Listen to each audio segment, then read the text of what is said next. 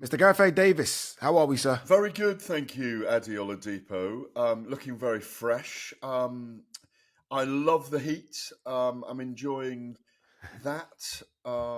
It's been a very busy week monitoring Canelo and Crawford, um, Yeah, monitoring whether yeah. you can sleep in this heat. Um, but paddleboarding with Fran Hennessy. Um, Speaking with Michael Watson,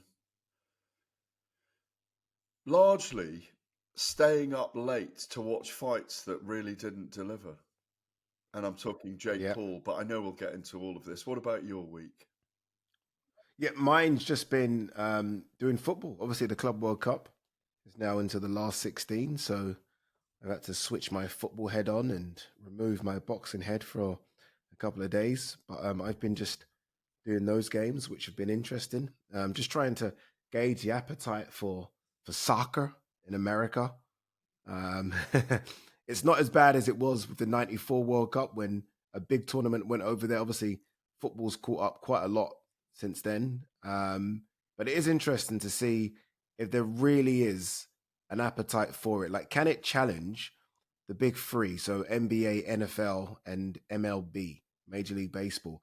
And I guess that's what we're trying to find out with the World Cup next year. So it's been an interesting few weeks for me covering football. It's funny with I mentioned the weather as well. I see that weather stopped play in the Chelsea game the other night.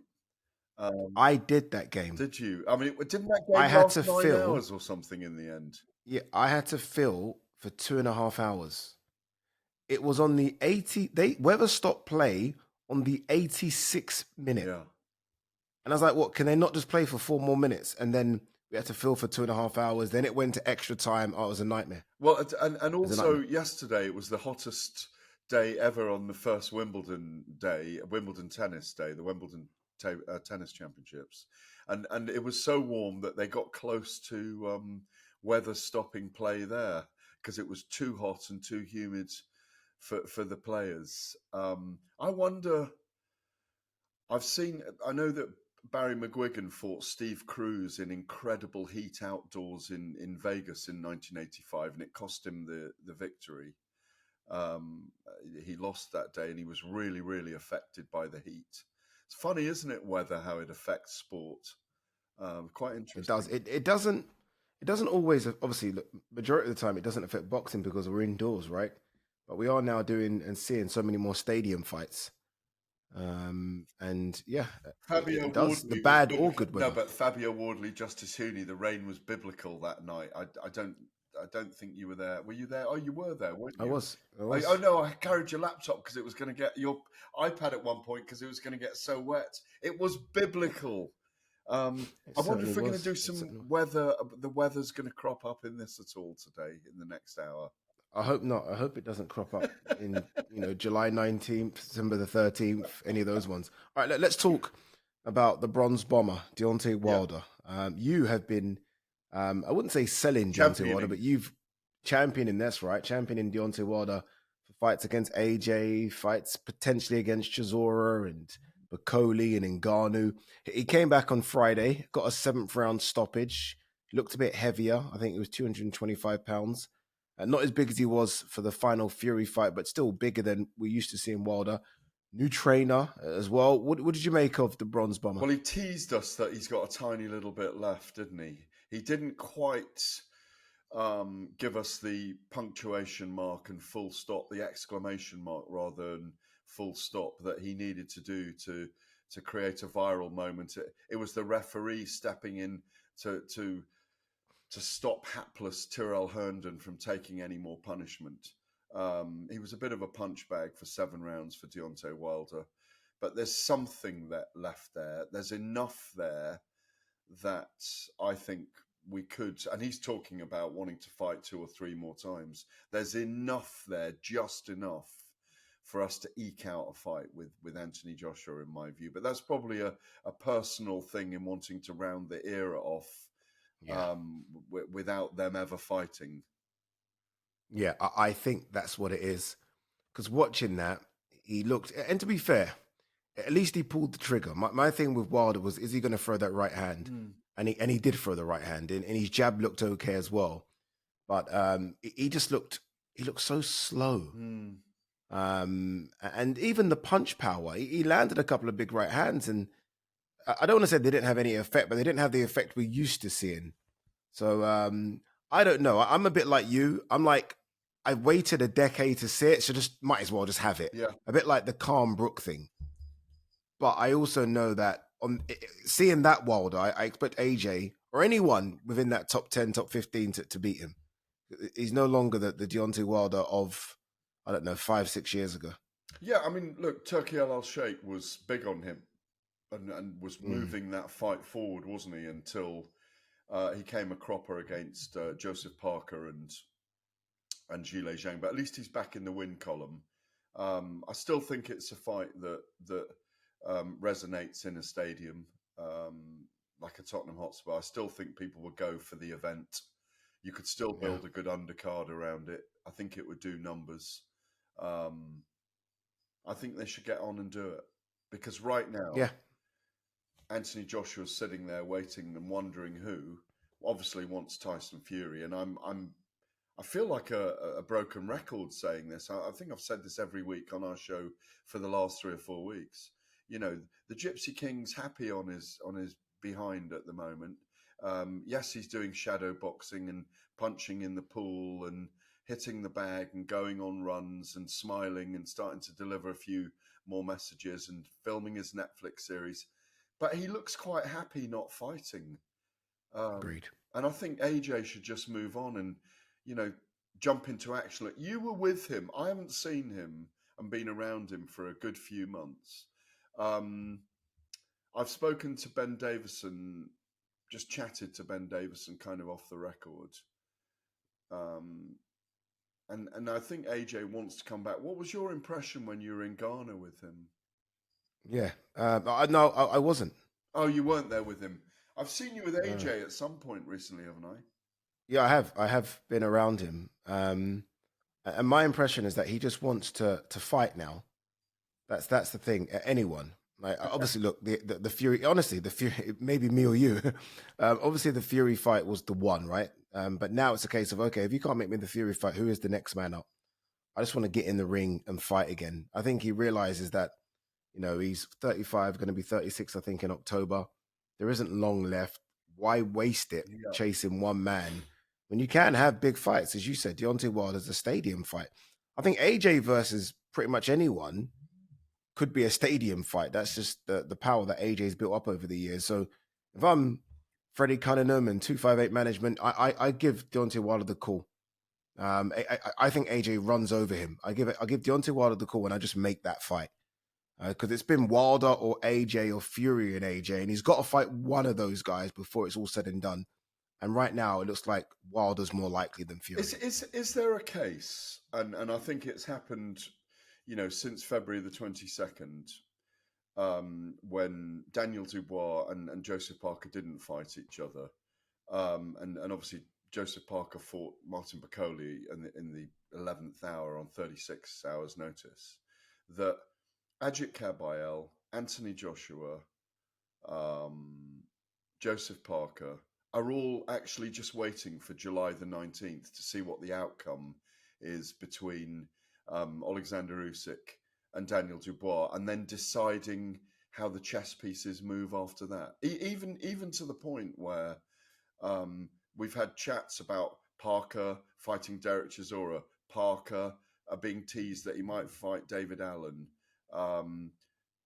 Well, that's about it, really. Dillian White was going to fight Joseph Parker. Dillian White was going to fight Derek Chisora at one point. Are they all waiting for July the 19th, maybe, and seeing what the outcome is there? I think those three, yes. I think those three are the big three, if you like. Kabayel, probably ranked number 4. Parker, number 3, if we are saying Fury's retired. And AJ as well. Look, if I'm AJ, and I mean, people, like to give AJ a bit of stick. This is the guy that, lost to Ruiz, went back in with him, lost to Usyk, went back in with him. The reason I say that is because there must be a part of AJ that wants to get back in with Daniel Dubois. Yeah. There must be the ego in him would like, okay, let's run that back one more time. So maybe he is waiting for and hoping maybe that Daniel Dubois can somehow land something crazy. He wins, and then all of a sudden AJ potentially fights Dubois for an undisputed, who knows, or a unification. But maybe that is the case. Maybe. I am noticing as well in the closer we get, and this always happens, more and more people are backing Daniel Dubois to beat Alexander Usyk. Um, Yeah. the 2-3 months ago, most people saying, "Oh, I think Usyk will do it again," but a lot of people, sage people in the sport, are starting to get behind Daniel Dubois. Namely, I mean, I was with Frank Warren yesterday at a lunch with the media, and we had a fantastic lunch at Milos Greek restaurant in Pall Mall all afternoon. It was a great afternoon. It's lovely to see Frank. He was on top form. Um, and, you know, without disclosing everything he said, there was a real chat about the mentality now of Daniel Dubois, not his physicality, but his mentality and how that transforms him. He is a changed guy, a changed kid since they fought 2 years ago. And there's a kind of belief in him, interestingly, simply because he's changed as a human being and he actually engages in conversation now and he's more open and more outward. And I found that myself, as I told you, when I went to see him up in camp. I don't know if you've had any dealings with him in the last few weeks either yourself, but it is fascinating to see. And Yeah. the fact that we were discussing, I still think the fact we were discussing the split, if you like, the fissure between Alexander Usyk and Alex Krassyuk, I still think it's a sign that Alexander Usyk is thinking about winding down. And even if there's a scintilla of that in his mind, it just opens the door ajar slightly for Daniel Dubois to be dangerous early in this fight. More dangerous than he was the first time they fought in Roslav, anyway. Yeah, look, it's going to be a huge fight, and no doubt that we here at talkSPORT will build up to it and build up to it as the time comes. We're not too far away from that one now. Let's quickly rattle off a few interesting stories. Jake Paul got the win over Jose Cesar Chavez Jr., who decided to start fighting after round 8. Didn't do anything for the first 8 rounds, which was embarrassing. Jake Paul now officially in the WBA top 15 ranking. So I'm going to ask you one question, Mr. Gareth A. Davis. You can go anywhere you want with this. Will Jake Paul fight for a world title next year? Yes, he will Wow. fight for a world title because he generates such a huge audience. He's a commercial behemoth. He and his brother have 50 million subscribers, the size of a medium-sized country or a largish country. Um, he will bring everything he's got. I wish you had been exaggerating when you'd said then that Julio Cesar Chavez didn't fight till the 9th round. He won the 9th and 10th rounds. He didn't Yeah. do a thing for 8 rounds. Literally Yeah. didn't do a thing. But he or literally defended himself. It was like the playground bully, who's not a very good fighter, an area Mm. title champion, Southern area champion, beating up a guy who's very resilient or trying to beat him up. He could barely hurt him. It was a very weird fight. It was a very weird matchup. It was a fight that went under the radar. Dana White, who's got the first question? The man who always says, "Who's got the first question?" He told us last week he didn't even know the fight was on, and it doesn't surprise me. I stayed up and watched it live while the UFC was on a different screen at home as well, which was thrilling. Well done, Ilya Topuria, who I believe is coming over to boxing. Jake Paul's journey is so weird in boxing, and I just feel there's nothing fixed, but everyone that steps in with him has this weird tacit understanding that they can't knock him out. It's a very, very, it's almost like he's got Would you? voodoo going on. Okay, okay. So what? When you say they can't, not that they're not allowed to, but they don't have the ability to, or No, won't. What that do you they're mean? just that they won't. That they seem to. I don't think there's anything in a contract saying you can't knock Jake Paul out when you fight him.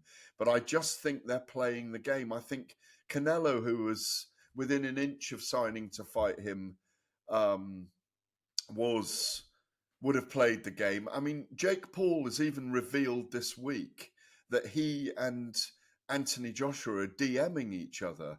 Yeah. And Anthony hasn't come out and denied it, has he?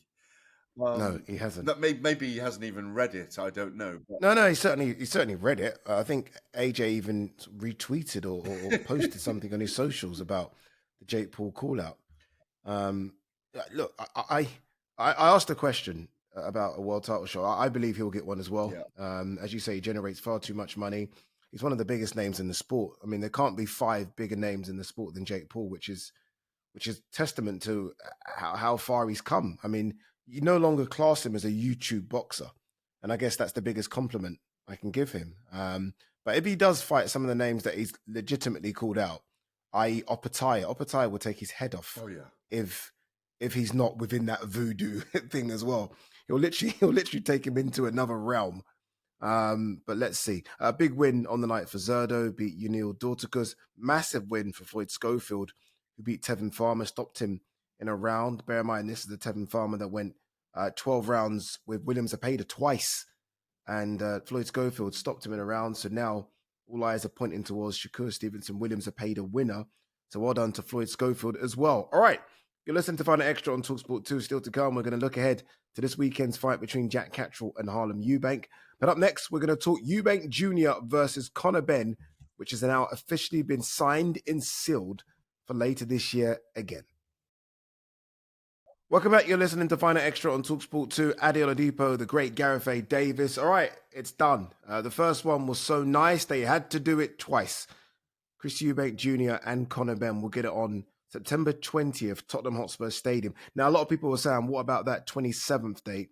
Tottenham play at home on the 27th. So there was talk about the 20th or the 4th. They decided to go for the 20th, the 4th being the 4th of October. There's a part of me that knew it was going to happen, right? I mean, if you were to use a Hollywood movie analogy, if the first one makes so much money, you do a number 2, you do a number 3, you do a number 4 until the well dries. So obviously they were going to do a number 2. But how can it top number 1, Gareth? Number 1 was one of the best boxing nights I think we've seen over here, maybe ever. The build-up was fantastic. The fight delivered. How do you top it?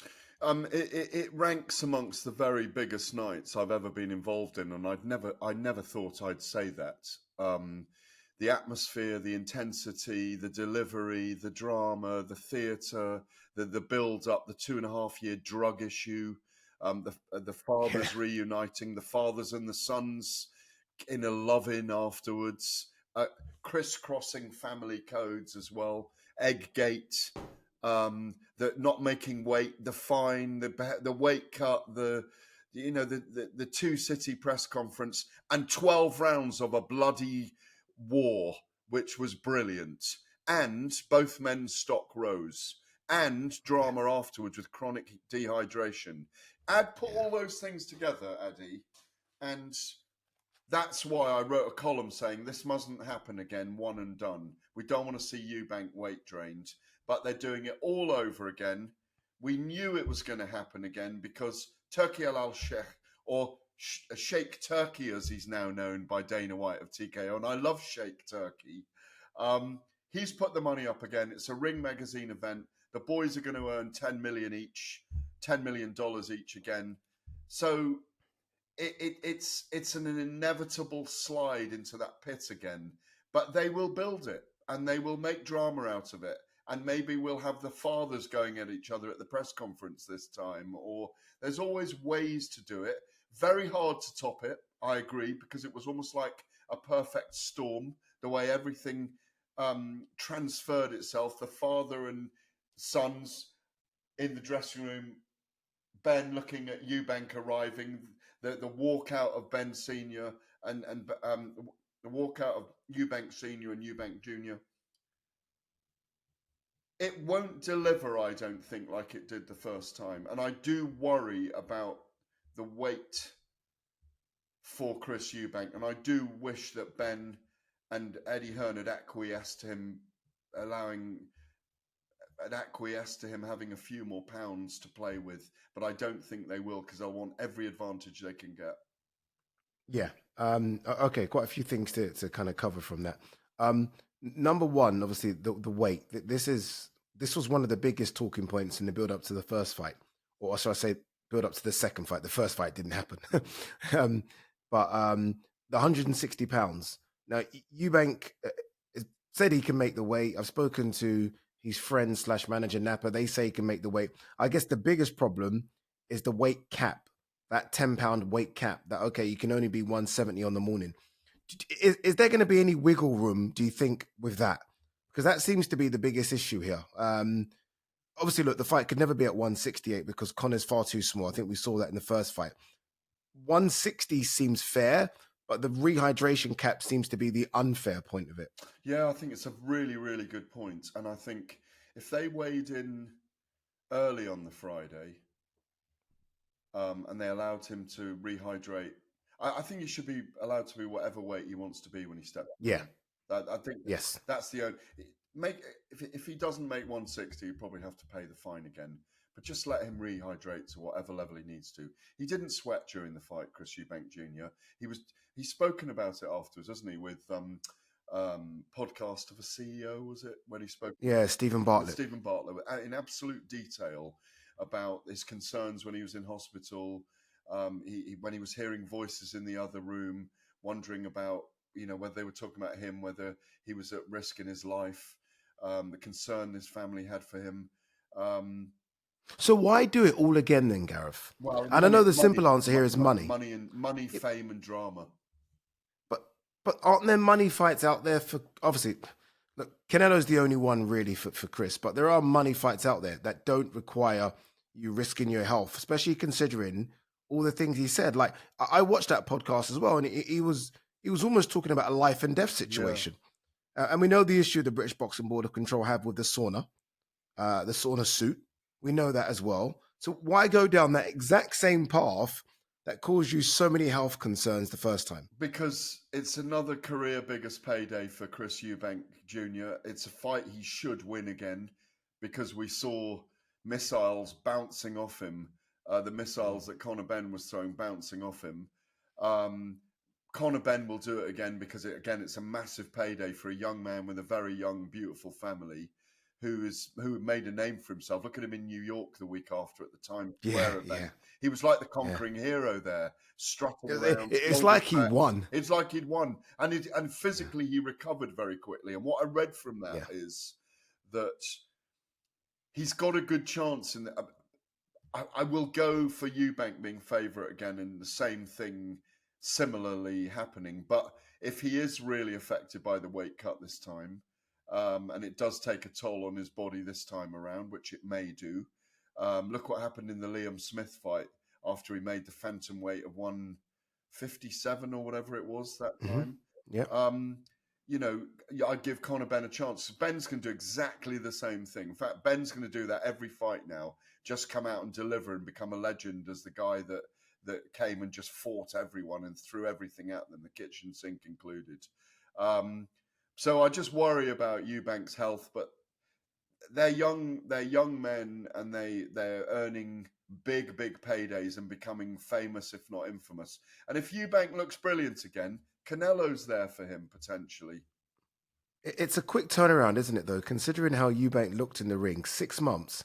6 months for Benn seems to be okay because, as you say, the powers of youth, right? As you say, he looked like he hadn't had a fight when he got to New York. Eubank, we know, was in hospital. Normally, if a guy takes that type of beating, they're probably sitting it out for a bit longer. I mean, this is a quick turnaround. It's 6 months. Canelo does it, but he doesn't take beatings. This is a beating where you'd think, okay, if there wasn't the money and the push behind it, Eubank would really prefer to sit it out again until maybe the start of next year. I think there's only 2 fights left for Eubank, and that's this one and maybe a Canelo fight. He's not getting any younger. I think he needs to do it. We need it as a summer fight. It'd be outdoors.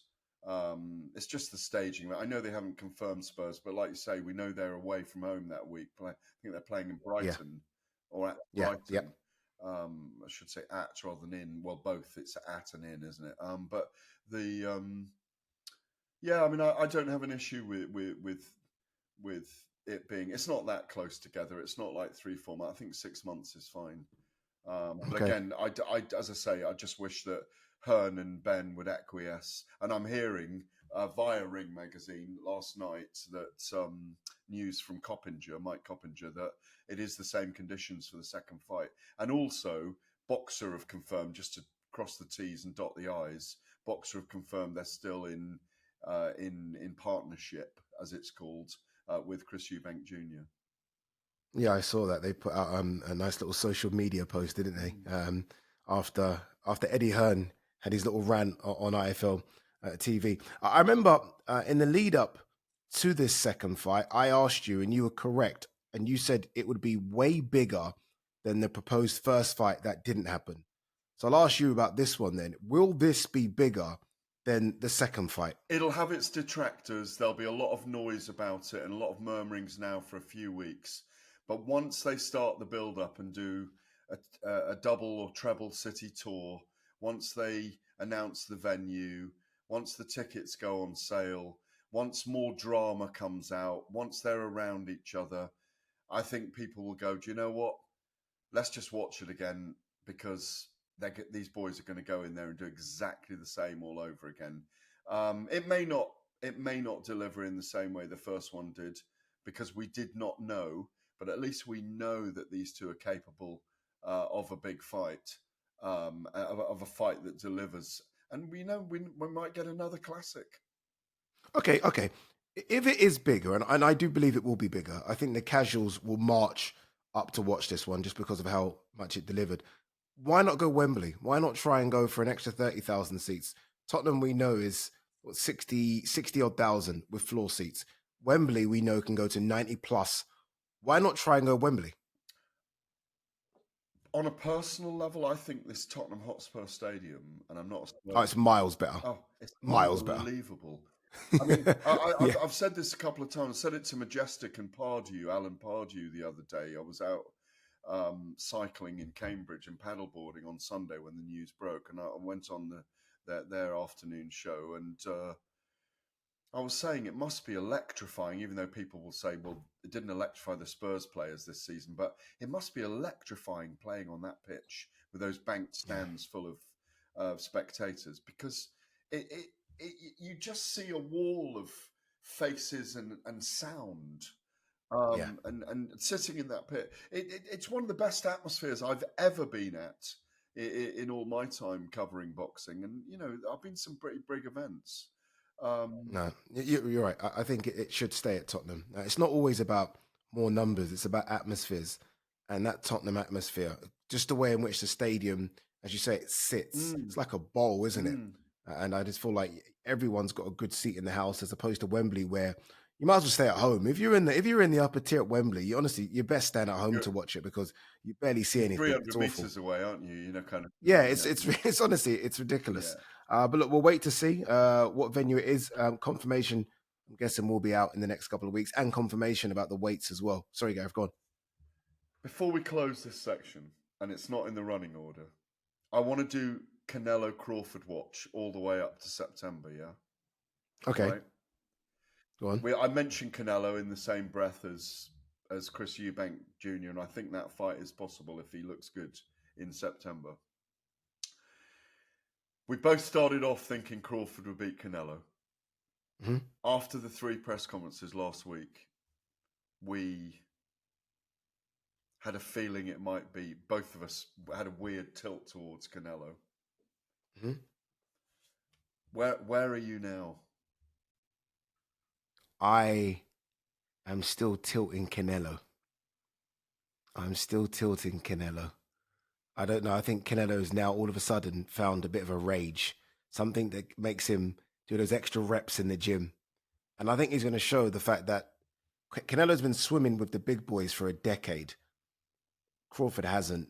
The experience Canelo has, the size difference. And yes, I know a lot of people are saying, oh, but Crawford looks the same size. One is a genuine super middleweight. One is 147 pounds, if we're being honest. So I'm still tilting Canelo just. I mean, I'm talking 55-45.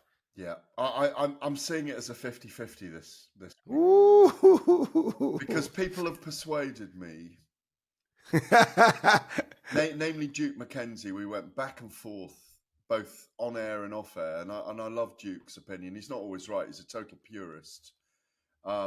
We both agreed that Mayweather would have beaten Terence Crawford, but that's because when you watch the late great Colin Hart, the brilliant, rest his soul in peace, always said to me that the best fighters that you watch in whatever era you're watching boxing live are the ones you rate over others. And I think he's the best I've seen live all around, Mayweather.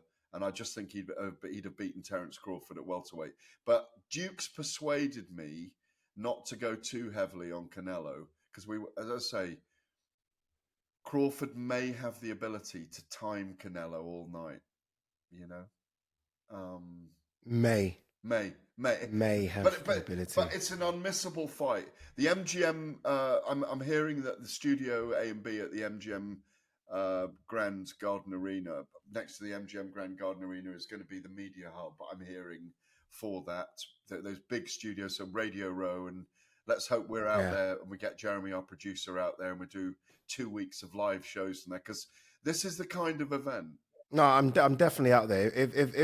If Jeremy, our producer, doesn't want to get us out there, I'm going myself. Yeah, well, there's no way on earth I'm missing this. I mean, whether it's on your we could do daily hits from it. Yeah, I mean, but these are the kind of fights where, in the past, I would go 2 weeks in advance, and just soak up everyone arriving. And by the way, this is without knowing the undercard, and the undercard's going to be, I think, pretty sensational as well.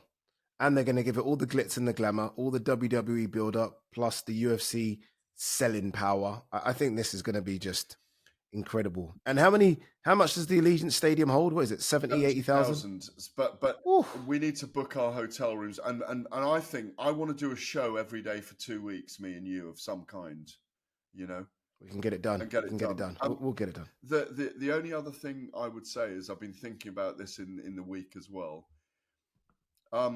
In terms of the attraction of this fight, it is one of the biggest fights this century. And I think one other to match it at the time, and one that comes close to it, is Oscar De La Hoya versus Floyd Mayweather in 2007. Yeah. We've had some big ones. I think Oscar Floyd way bigger than this. But it was the record pay-per-view sales at the time, 2.5 million. Yeah. It generated... Okay, very quickly. How much would this do in pay-per-view sales? Well, the record is 4.5 for Mayweather and Pacquiao, isn't it? Yeah.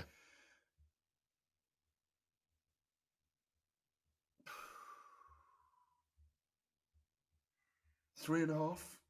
Oh, no chance. No way. Am I being too generous there? Way too generous. I think you've been way too generous to Crawford's star power. Way too generous. He's only ever done one pay-per-view thing worth talking about. But if they made it only available on pay-per-view to a Mexican audience, because did I tell you last week that I'd heard from the Spanish guys that it's on tape delay 1 hour on ESPN Deportes.